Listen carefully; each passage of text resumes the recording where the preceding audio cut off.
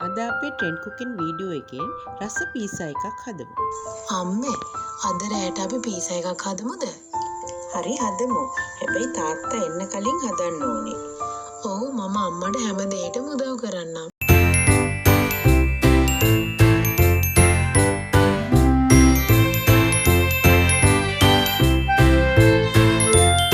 මෙන්න බලන්නකෝ පීසා එකට ඕන හැමදේම ලෑස්ති. අම්මේ මුලින්ම අපි සෝස් ටික ගාමු නේද? ඔව් ඊට පස්සේ අපි එළවලුයි චීස් ටිකයි දාමු. හරි අම්මේ මම ඔයාට උදව් කරන්නම්.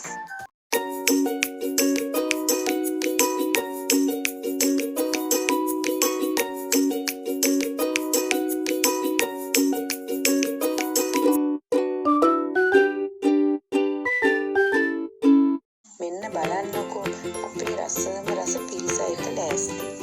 ෂා සුවඳ අම්මේ දැන් අපි කෑම මේසේ ලෑස්ති කරමුද?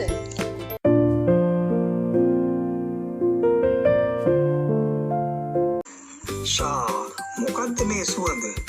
අම්මෝ චීස් ඇදෙන් රසම රස පීසා එකක් හදලා.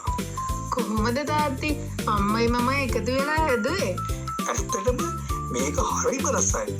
මම කාපු රසම පීසා එක තමයි මේ.